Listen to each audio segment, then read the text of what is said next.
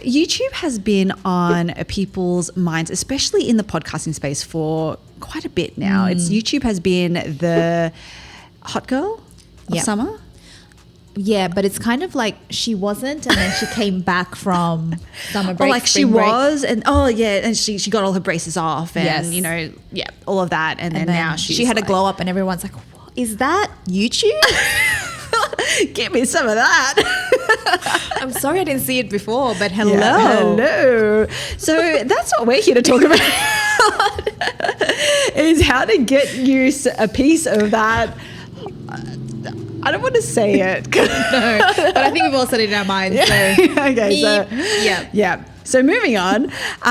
So basically, if you did want a piece of it, then this is definitely the series. So last episode, I had JP Hightech on, who we work closely with on the YouTube strategy side, basically breaking down what it means, like what you have to do to actually get clients from your YouTube content.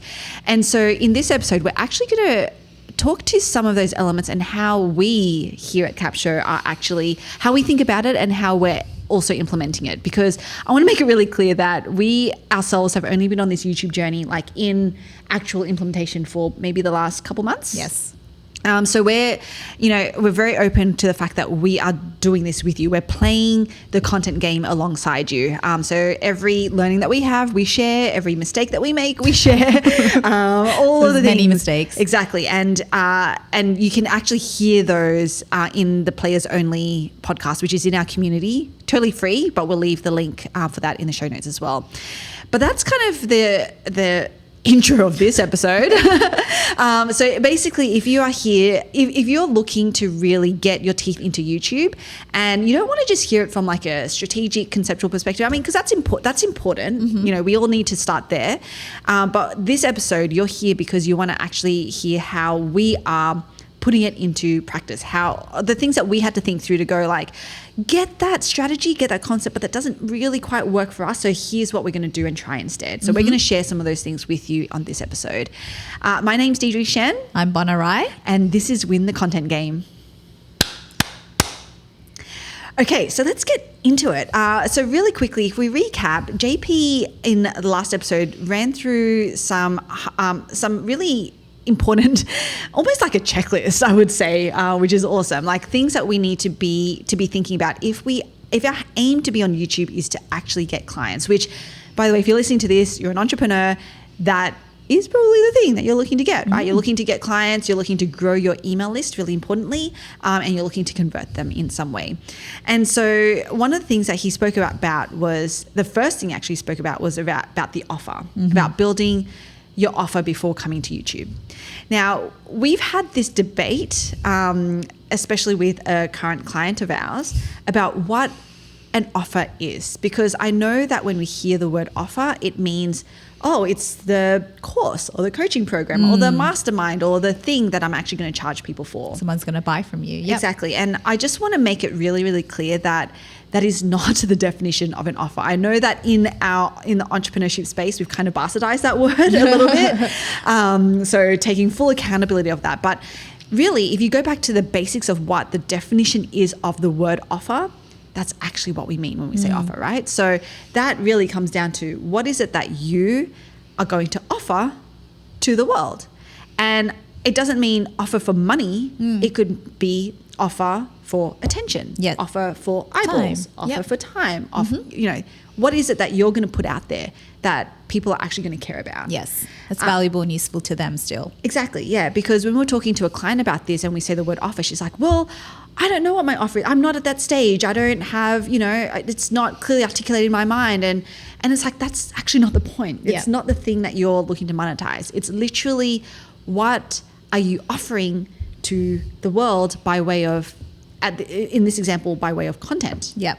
And I think that's a useful frame regardless, because if you don't have an offer yet, I think really being really crystal clear about what value you're offering with your content will actually help you build the right thing. Yes. And if you already have an offer, maybe it's not and you're not happy with the conversion rates on it, for example, it may well be because it's not valuable. Exactly. So this more broad definition, broad's the wrong word, but this more, I guess, all-encompassing definition of offer is actually really important, I think, constantly every week, every time you're creating a piece of content, really go back to and say, is this what I still want to be offering? Is this still the person I want to be offering it to? And is it valuable to them and useful to them? Yeah, because, you know, if you put aside the product capture as a quote unquote offer, like put that to the side, right? Let's just say all we're doing is this podcast. Then our offer went from, hey, let's help people grow their podcast, downloads, listeners, you know, grow their show, to let's actually help entrepreneurs win the content game. Yeah. Like actually get clients from their content, right? You can see like that is an offer just by itself. We're not monetizing it, but this is the thing that we're offering to the world. And you know, we have a lot of people who will turn around and be like, not for me. And that's cool. Yeah. Like that's actually great, because then we know that we're continuing to like whittle down our audience and our offer to the point where we actually know what it is that we can monetize, and is it a viably monetizable thing? Love it. That made sense, right? It made sense. I don't know if it's a real word. It's one of those things. It's not a real word, but it should be. Viably monetizable. Yeah. Put that on a t-shirt. Yeah, I love it.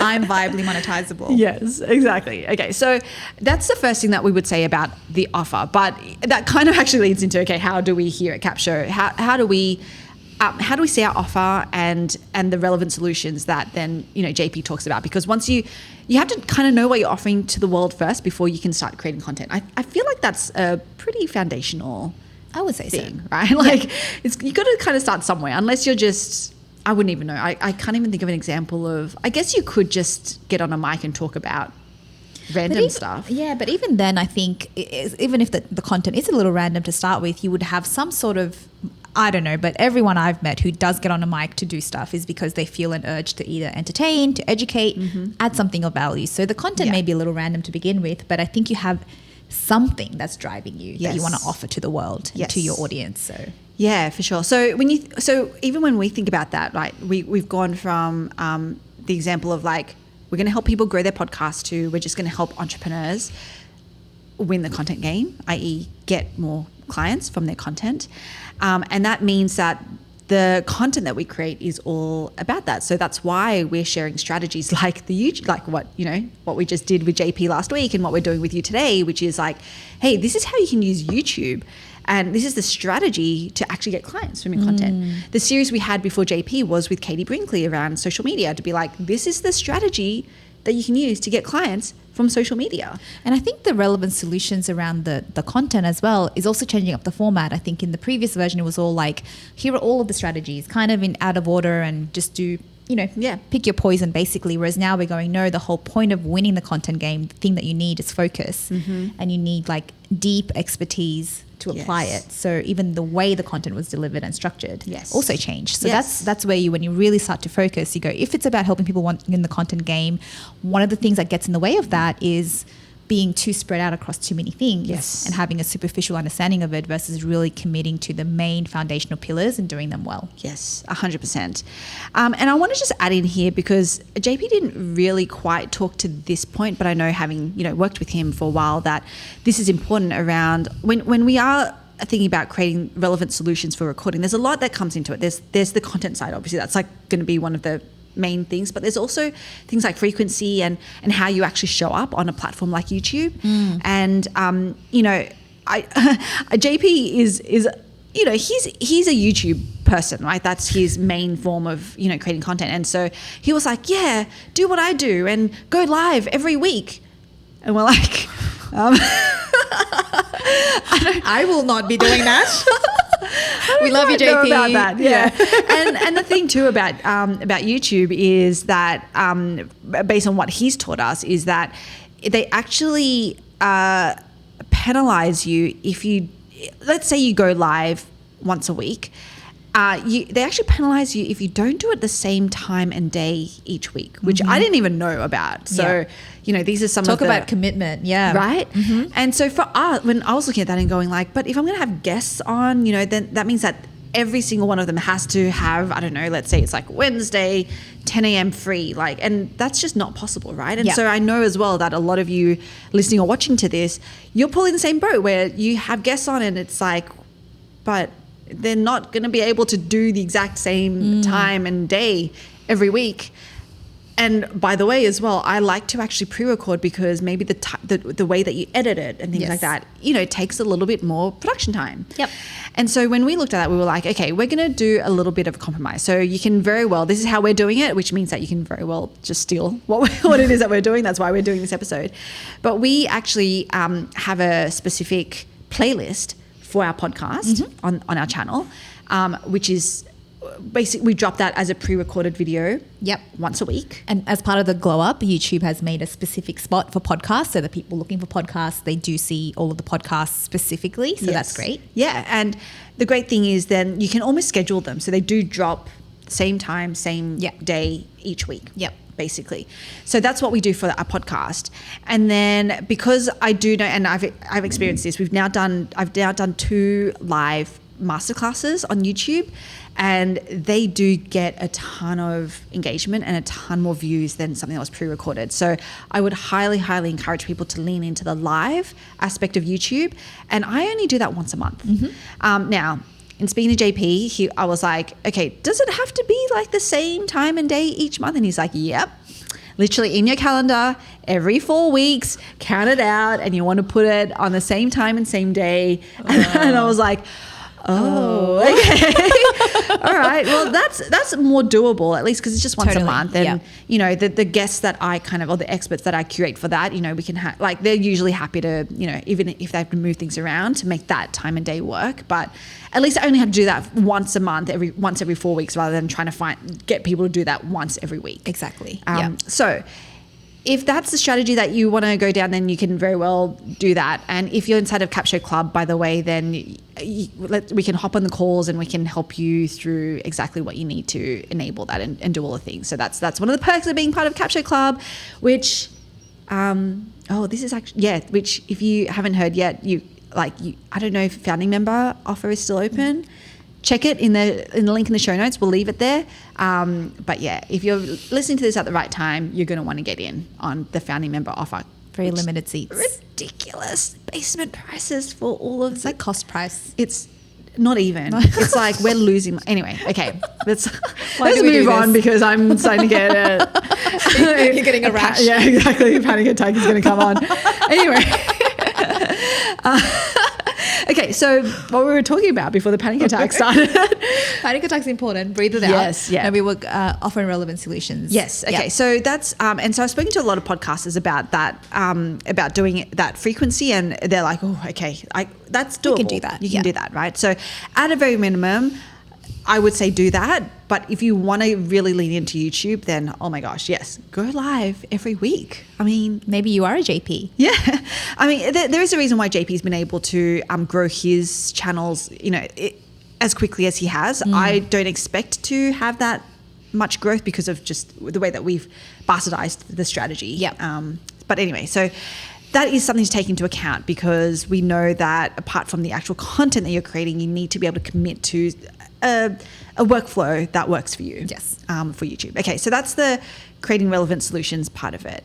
And then he did talk about things like click per conversion, client retention, length of video, creating highly converting videos. And so let's talk about even like the last masterclass that I did, which was really fun. It was fun. Okay, yeah. all good. Okay, because I never know. So again, if you missed that I had Josh Tapp on from the Pantheon. He's a really, really great friend. Such an amazing person. So giving. I cannot speak highly enough of him. There's a reason why I actually do a mastermind with him. Like we co-host one, because he's just such a genuine person, and he's so super smart. He is. So smart. Like, okay, anyway, so enough about it's a Josh fan club. Enough about me fangirling over Josh. But you never tell him, so I hope he watches this. Yeah, don't tell him actually. Yeah. Josh may not know this, that Deidre thinks this about him. What was it? Yeah, so we did a masterclass, an expert masterclass, I don't know how many weeks ago, by the time this podcast goes live. And it was the first time that I actually implemented, so we use Ecamm. And with Ecamm, there's a lot of, flexibility and customization. customizability too. Yeah. Yep.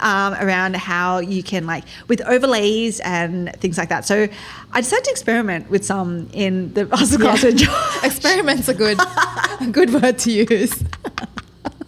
There may or may not have been times there's two Deidres on the screen, but hey, that was still a great pattern interrupt. I was like, but Josh's voice. Anyway, you're definitely going to want to catch that because you can see some of all the mistakes that you and I panic attacks. But it's great. Like I hope that you're even getting from this conversation, the journey that like, A, we're on the journey with you, but B, it's okay to make mistakes. Totally. Like that is actually what makes you real. And so so JP was on that live, like he was watching it, and I remember catching up with him afterwards and I was like, please don't roast me for this, JP, but how did you find it? And he was obviously incredibly gracious. Yes. But he was like, man, like he just loved how real it was. You know, all of the mistakes. He was like, he called me a pro, which I wouldn't say that I'm a pro, but I think pro by way of like, well, handling the situation. I was like, okay, well, oops, I'm just going to close that. Did I end the live? No, we're still good. Let's keep going. I'm just there doing my thing and trying to, you know, engage with Josh and engage with the audience. Yes. But it was a ton of fun. And so it's hard to actually talk about, like you almost need to watch it and see what it is that I did. And so that was everything from having segments to I would say what we started off with that, and we're going to keep building on it because everything is about just put one or two things out and then build upon that. So the two things that I tried in that masterclass was segments, the idea of segments, and overlays. Okay, so let's talk through those. So with segments, I was always, and there's different I would say there's different thoughts on this. I don't know yet, because I guess we don't have enough data. I don't know yet what is actually truth, because there's the thought of you just want to get straight into the thing. That's the way to hook people and get them staying, is like just get straight into the content, into the value, into the meat of it. Yep. And to be honest, like that's probably where I used to sit. I still kind of probably more sit than not. But what I wanted to try this time, because again, we're very coachable. JP was like, look, just try this out and let's see. And so what we did was I did like a little bit about what capture is. I did a little bit, and it was like a pre-recorded video that I just played. I did a pre-recorded video on our whole ethos around intelligently lazy, which led into a live segment. The favorite part. Yeah, the sloth trivia. Yes. With Josh, and then there was like a bit more about capture. So there were particular segments before we actually. It was probably a good 10 minutes before we actually even got into the content for the masterclass, which I know that Josh was probably not even ready for, to be honest. Well, he wasn't ready to answer trivia questions about sloths, I don't think. But yes, yeah, but I don't know. But it. Having watched it, like, what did you think? I will say, so for me, I really enjoyed it. Kind of, I should probably start there because it kind of warms you up into the content, like you said. And then sometimes we also, because I was also watching, making sure that, you know, people who had registered were getting the link and stuff, and some people are a little bit late. Yeah. So kind of, if they've got a hard stop before. So there's all of these things, I think, that just warms up the audience. And because you've kind of given them an idea of how long it's going to take, they're not nervous about, wait, like, am I in the wrong place? And things like that. I will say it has to come to the data. And this is where I think it links to the previous point about relevant solutions and formats and stuff like that. Because we may find that as much as I enjoy it or whoever else enjoys it, our audience prefers the way that you were doing it before, and that's totally fine. So I think this is where you have to be flexible. You have to be willing to try different things. It may even mean rerunning that content in a different way. So I think it's just, but that's the whole point, is that because even when you were talking about sort of being real with it, some people don't like that, and that's also okay. But that's the offer that you're making, is it's the kind of content we're going to put out, or the topic areas, but also the way we're going to go about it, is that, you know, so I think you won't know the answer to that without putting things out there. You have to be okay with that. 100%. And like the one thing that I did enjoy about it was that it really highlighted our personality, like my personality, Capsho's personality. And the guest personality too. And the guest personality. And I think that's really important because when you think about what actually has people, and I go back to, you know, having like the 7-hour rule, right? Yeah. You know, in the book Oversubscribed by Daniel Priestley, he talks about the 7-hour rule that people become raving fans of yours when they spend 7 hours with you. And in an absolute sense, I think that that's right. But what it doesn't talk about is the nuance of like, why are they there and what will actually have them staying? And I feel like personality is such a big part of that. So Totally. if by doing it this way, by almost showcasing our personality, if people don't actually vibe with that, like that's actually almost a quicker way of having people self-select out. Totally. Which it's counterintuitive because it's like, but I want more people watching and staying. But it's like, don't you want the right people Yes. watching and staying? The ones that will not just wants to follow you for the value, but you actually want them to follow you because of the connection that you can actually personally make with and them. who you are. Yep. Right. And I feel like that's the nuance that gets missed when we talk about, you know, having people stay and retention and watch time and things like that, is that like, yes, but what is actually driving that? Totally. Right. Yeah. And sometimes we might want to lose the people that don't vibe with that because they were never gonna, like, because if they come across someone else who maybe in their minds gives more value to them, then they're not sticking around. That's a really good point. And I also think maybe that's why it's actually really, really critical to do follow-ups on the content that you do. Because, for example, I may have missed the masterclass with Josh and had so much fun, because that was the other good part to it too. There was a lot of audience engagement. Yeah.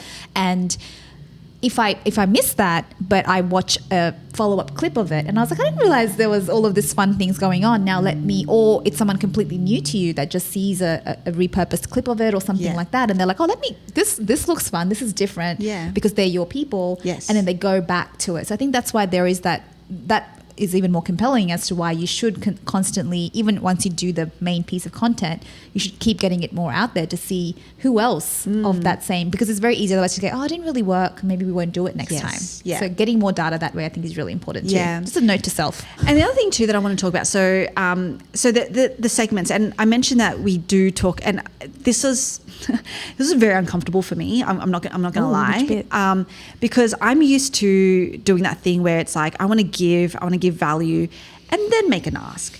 Whereas doing the segments this way was kind of a flip. It was almost like there was a little bit of an ask first, like we kind of almost opened up with call to actions, and then we gave value. Right. And I feel uncomfortable, rightly or wrongly. I personally felt uncomfortable with that. I don't really know why, so maybe we'll do another episode diving into my hidden traumas around that. But I did. And so this was a way for me to just be like, nope, you know what? I'm just going to put that to the side. Let's just do the thing. And let's see. But more and more the kind of the talk or the conventional wisdom that is getting a lot more airplay is for people to actually start with their call to actions. Because interesting, as we know, like from an entrepreneurship, selfish perspective, I think we all know that not everyone will stay until the end when we generally have our call to actions. And so it's kind of a bit of a wasted, opportunity. Yeah. And so it's almost like, how do we start with that up front? We still want to give value, of course, and then we can still, repeat the call to action.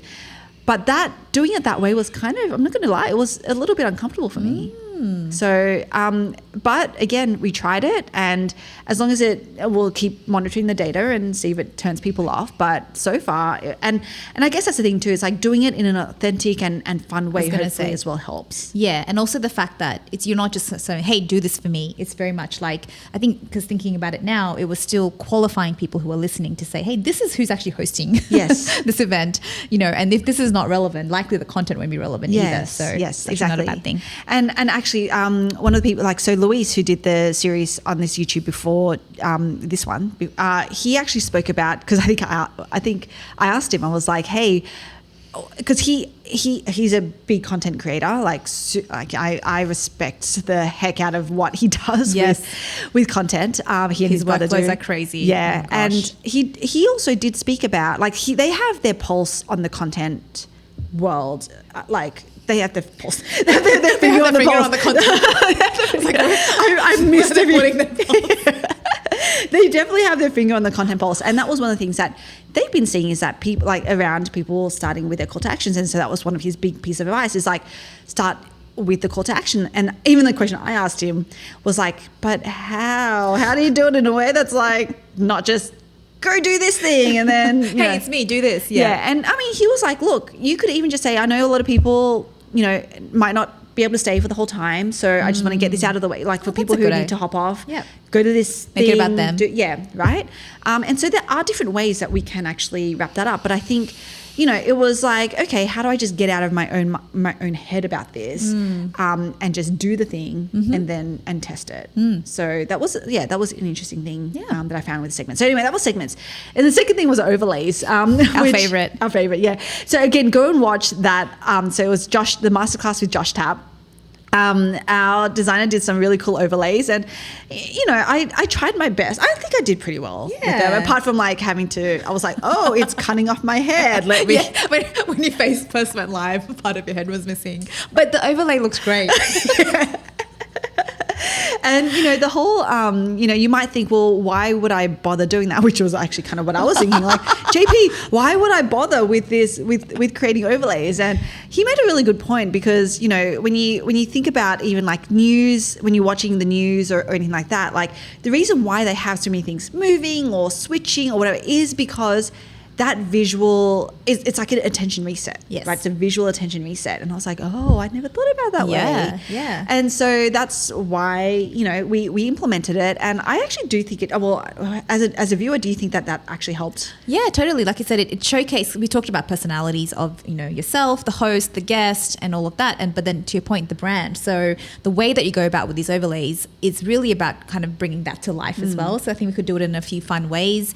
So I think, and then it feels like you're watching more than just in this case, it's a really good conversation, but you're just watching two people speak sometimes. It's kind of just visually resets you, and kind of just gives you opportunity, I think, to bring the brand more to life, and it just kind of that's exciting to explore as well. Yeah. So for the next masterclass, which will be happening, in a couple of weeks' time when this goes live. Yes.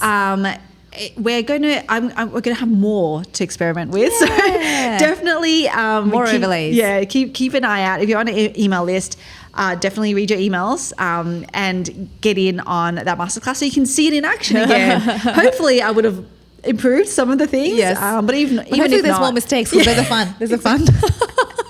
The mistakes are the fun part, right? Yes. But we will have more overlays. I want to work on some tickers and things like that, things that will move on screen and stuff like that. So you can see that actually coming to life and in action on the next masterclass on YouTube. Now, I do want to talk, so that's the live masterclass. Now, I do want to talk about the podcast itself. Because the way your voice lower there, you're like, the podcast. Our pre-recorded weekly drops. Yes, pre-recorded. Like this episode.